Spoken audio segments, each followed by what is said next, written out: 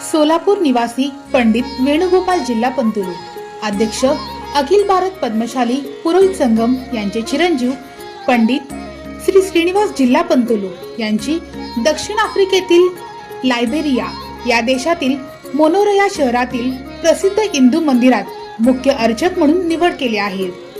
श्री श्रीनिवास जिल्हा पंतुलू यांचे पूर्ण वैदिक अध्ययन काशी व रत्नागिरी येथील पीठात झाले। एका पद्मशाली पुरोहित बांधवास प्रथमच परदेशात प्रमुख अर्चक होण्याचा मान मिळाला। हा पद्मशाली समाजाचा सन्मान आहे। चिरंजीव श्रीनिवास जिल्हा हे जिल्हा परिवाराचे 5वी पिढी आहे व त्यांचे वय वर्षे 17 आहे।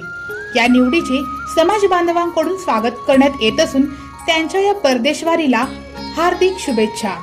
शुभेच्छुक श्री प्रतिष्ठान संस्थापक अध्यक्ष श्रीनिवास भाऊ संगा व श्री प्रतिष्ठान विश्वस्त व ताता गणपती सल्लागार ॲडव्होकेट संदीप प्रेमचंद संगा।